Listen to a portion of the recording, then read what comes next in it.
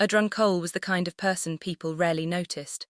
As a maintenance technician in a large corporate building, he moved quietly through hallways filled with employees who passed him every day without ever learning his name. That morning, his assignment was straightforward: inspect the ventilation system on the executive level. According to the schedule, the entire floor was supposed to be empty. The moment Udrun pushed the office door open, he stopped in place. Just a few feet away stood Vavarun Hulla, a billionaire, the company's CEO, and arguably the most influential woman in the city. She had been changing and had a blouse in her hands when she heard the door. Her eyes lifted immediately to meet his. For a brief, suspended moment, neither of them moved, and the silence between them felt heavy and absolute. The stillness didn't last long. Within moments, security personnel rushed into the area. What had been a brief, awkward incident quickly turned into something much bigger.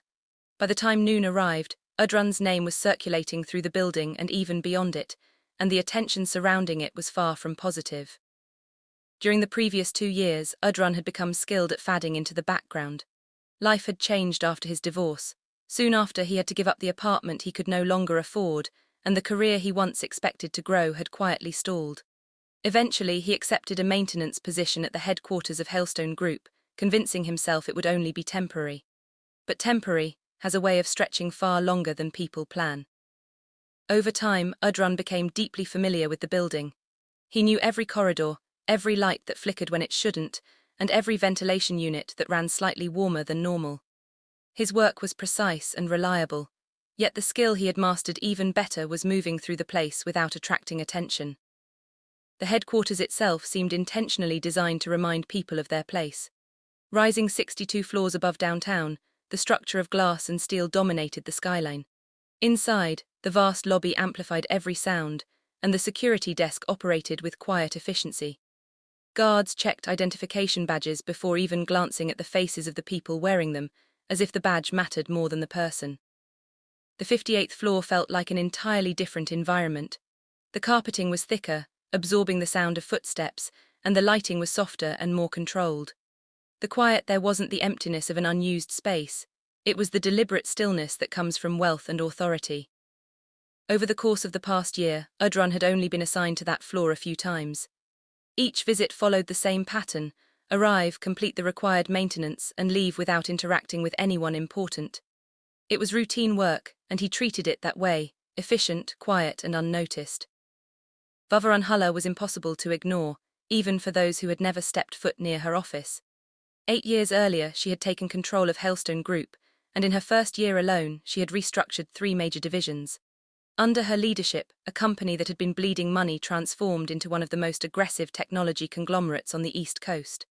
Her influence was felt throughout the organization, whether employees ever saw her or not. Public opinion of Vavarun was divided. The press often labeled her as cold and calculating. Board members praised her brilliance. Employees rarely spoke of her at all, at least not where she could hear it. In the hallways, she was a name that carried weight without anyone needing to witness her presence directly. Vavarun Hulla had a presence that altered the very atmosphere of a room. Simply hearing her name was enough to shift the energy around her. Even without being physically present, she exerted influence in a way that made everyone acutely aware of her power. That Tuesday morning, Udrun had no reason to think about Vavarun Hulla at all. His assignment was entirely ordinary: investigate a temperature irregularity reported in the executive wing's climate system. The dispatch note clearly stated that the 58th floor would remain empty until 10 o'clock, giving him a quiet window to do his work. At 8:50 a.m., Udrun stepped off the elevator onto the executive floor. The hallway was silent, no assistants at their desks, no security stationed along the inner corridor. Everything matched the schedule and confirmed the floor was empty, just as the work order had indicated. He moved steadily toward the CEO's office, confident that nothing would disturb the quiet routine of his task. The thermostat control panel he needed was located inside the CEO's office at the end of the hall. The door was closed but not locked. Udrun knocked lightly, and when no response came, he pushed it open, expecting an empty room. Udrun froze the instant he stepped inside. Vavarun Hulla stood near the window, partially turned, holding a blouse with her jacket draped over a nearby chair. She spun toward the sound of the door opening, her gaze locking on his. For a suspended moment, neither spoke or moved, the silence between them sharp and undeniable. Udrun's body reacted before his mind could catch up. He spun around immediately, facing the hallway wall to avoid looking at her. "I'm sorry, wrong timing," he muttered, stepping back toward the door as quickly and unobtrusively as he could. But the door had already swung wider when he entered, drawing attention from the far end of the hallway. What had been a private, fleeting moment was suddenly exposed, and the quiet of the floor was broken in an instant. Vavarun's personal assistant arrived first, moving quickly toward the doorway. Seconds later, 2 security guards followed, positioning themselves between Udrun and the office. The scene had escalated far beyond a simple misunderstanding in the blink of an eye. By the time Udrun fully stepped into the hallway, the situation had already been misread. The assistant's voice cut sharply through the tension. "Sir, stop moving. Step away from the door." Security positioned themselves as if he had forced his way in, ignoring the fact that he had followed procedure and entered an unlocked office on a legitimate work order. Udrun kept his hands raised and his voice steady as he tried to clarify. He explained the work order, showed the dispatch note, described the scheduled time window, and mentioned that the door had been unlocked. Every detail was factual, meant to prove that he was where he was supposed to be. It made no difference. The assistant had already pulled out her phone, and the moment was spreading through the floor. Udrun's explanations fell on deaf ears as the narrative of the incident began to take on a life of its own. Completely divorced from the reality of what had happened. Within minutes, people who had no reason to be on the executive floor arrived. Word traveled through the building faster than any memo could. Adrian stood amid the growing crowd, fully aware, almost physically, that facts no longer mattered. What counted was how the situation appeared to everyone else. Vivian Harlow appeared in the doorway of her office, composed and impeccably dressed, her jacket back in place and her expression controlled. She looked at Adrian as though he were a problem she had already solved. The hallway went silent as assistants, managers, and staff all paused to watch. Without hesitation, she spoke clearly and decisively. "Effective immediately, your employment with this building is terminated. Security will escort you out." She held his gaze for exactly 1 second before turning back into her office. Adrian didn't argue. There was no way to dispute the situation in front of that crowd. He followed the security guards quietly, keeping his expression neutral as they escorted him to the elevator. The lobby felt the same, yet everything had changed. Handing over his badge at the desk, he stepped into the morning air, taking a moment to process the peculiar sting of being punished for something he hadn't done. Adrian's phone buzzed with a call from an unknown number. He hesitated before answering. The voice on the other end was unmistakable, controlled, calm, and unmistakably Vivian Harlow, though softer than upstairs in the office. "Don't go far," she said. "There's a coffee shop on Mercer Street, 2 blocks east. Sit in the back, I'll be there in 20 minutes. True to her word, she arrived 19 minutes later alone and took a seat across from him. Her expensive coat draped over the chair, she placed her phone face down on the table, her eyes assessing him with calculated focus. Vivian leaned slightly forward. "I owe you an explanation," she said, "and a proposition. You are free to accept it or not, but you need to hear it first." She described Nathan Calder, a board member and early investor, whose position gave him influence over company decisions. Over recent months, she had grown certain that Calder was maneuvering to undermine her authority, not yet through a formal vote, but by collecting documents and internal communications that could be misrepresented to question her judgment before the full board. Vivian explained the morning's events. The security logs had shown an unusual badge attempt at 8:47 a.m., minutes before Adrian arrived. Whoever had tried to enter had backed off when they realized the floor wasn't empty. Adrian had walked in at exactly the right moment, creating the perfect distraction.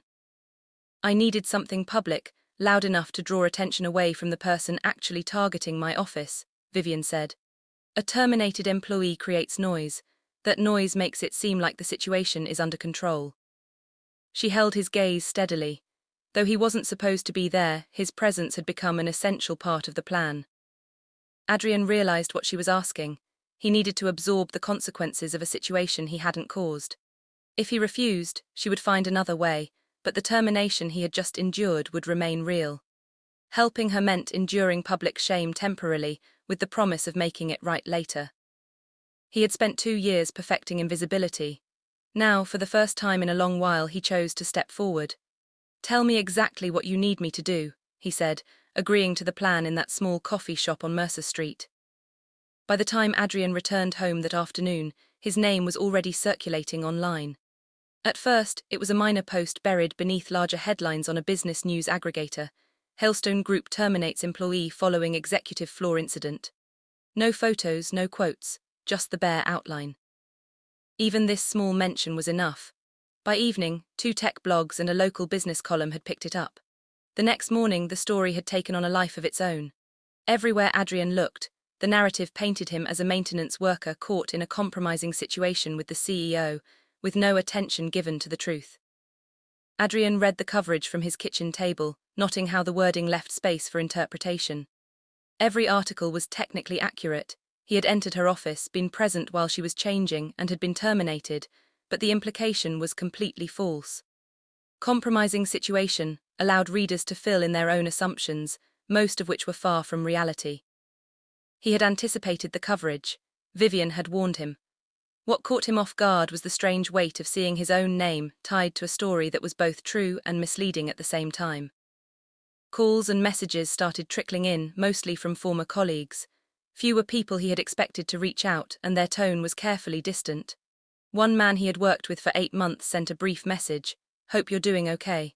Let me know if I can help take care of yourself." It was the kind of well-meaning message that carried no real support, an attempt to appear decent without stepping into the situation. Adrian understood perfectly. 2 years ago, he might have responded with gratitude. Now he knew what it felt like to stand alone. He did not contact Vivian, honoring the agreement they had made at the coffee shop. No calls, no messages, no attempts to clarify anything publicly. The silence she had instructed him to maintain weighed heavily, but he had promised. From the outside, Vivian Harlow's silence was deliberate. There were no press statements, no clarifications, nothing to challenge the narrative building around his name. It was as if she were letting concrete set, patiently, so that the foundation of her plan would be solid before anything else shifted. Adrian understood her reasoning intellectually. Living it was another matter entirely. Each day passed in quiet tension as the online and internal chatter painted him in a way that was technically accurate but misleading in every implication.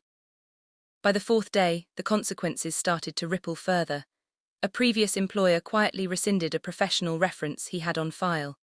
Adrian learned this through a terse email explaining their desire to avoid association with the ongoing media coverage.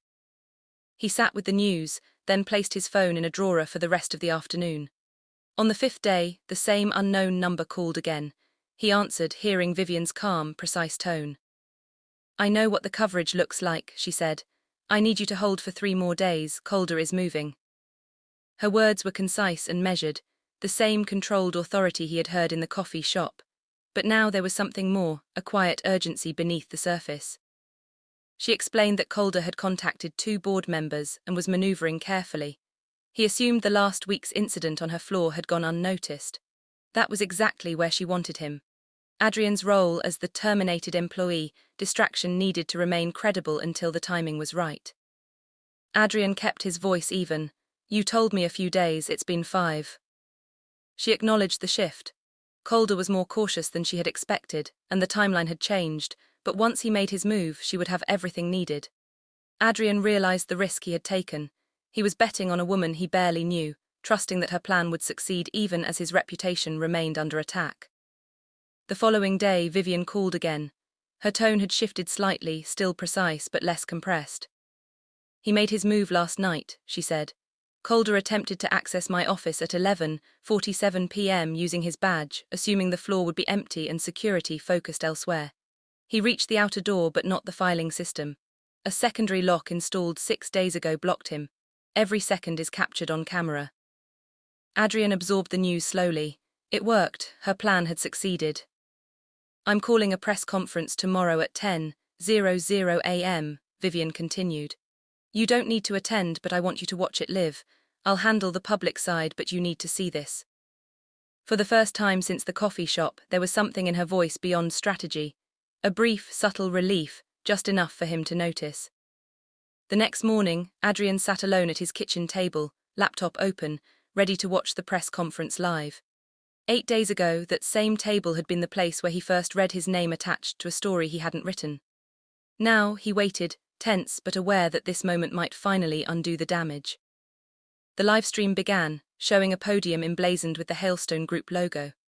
Reporters were seated in tight rows, cameras aligned along the walls. Everything about the setup reflected a team that knew exactly what they were doing, despite having organized it in under a day. At 10:03, Vivian Harlow appeared at the podium. Dark blazer, hair pulled back, no jewelry drawing attention. She placed a single folder on the podium but did not open it. Looking directly into the primary camera, she spoke immediately without preamble. 8 days ago, a public statement characterized the termination of a contract employee as a deliberate security breach. I authorized that statement. It was not accurate. I am here to correct the record. The room shifted slightly. Reporters straightened, some reaching for their phones, while Vivian maintained a steady, controlled pace and tone. Vivian retrieved a single document from the folder and handed it to an assistant. On a screen beside her, high-resolution security footage appeared, time-stamped and clear.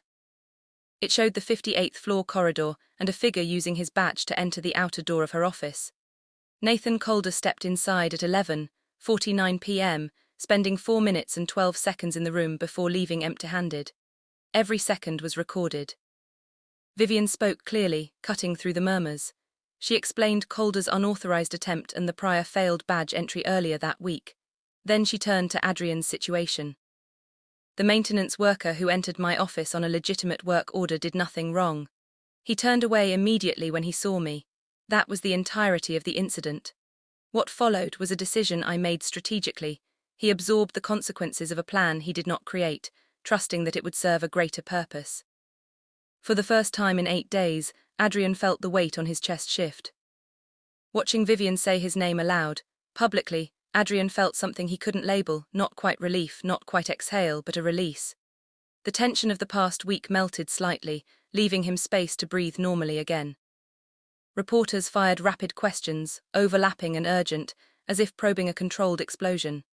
Vivian answered each with the same clarity and precision she had shown him at Mercer Street.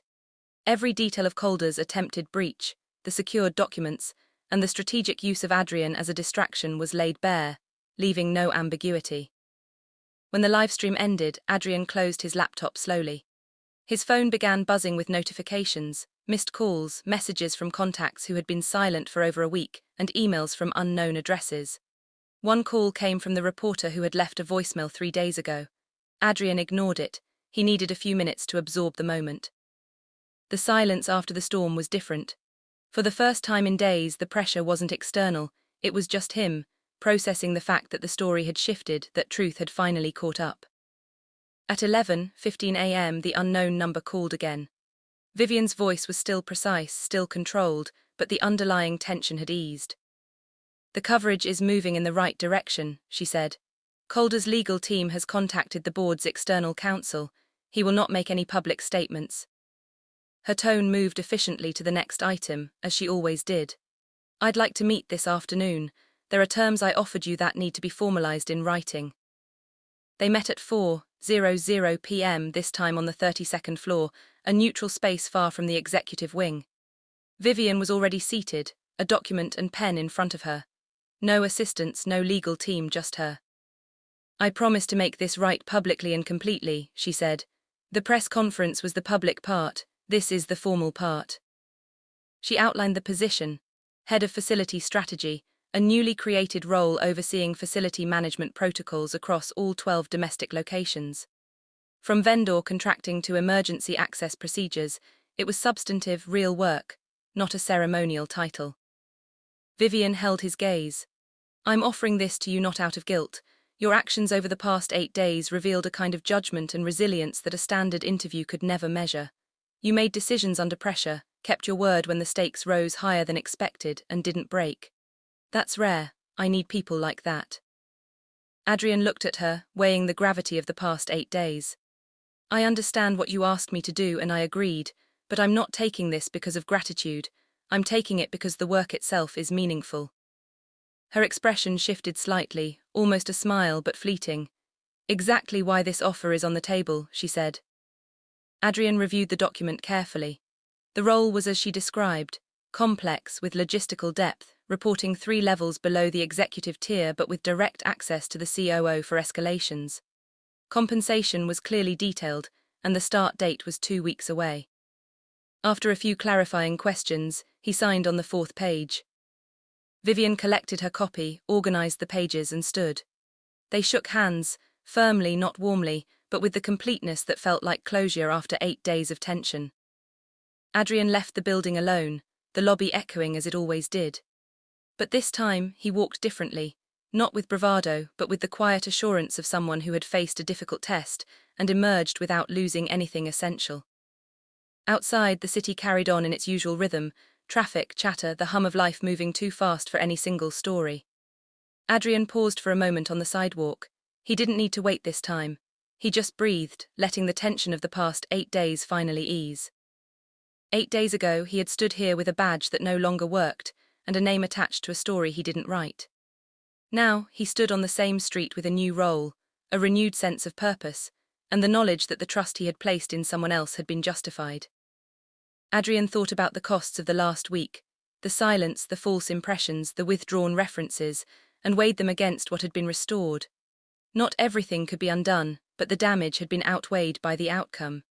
He understood that the past 8 days had shaped him in ways that nothing else could.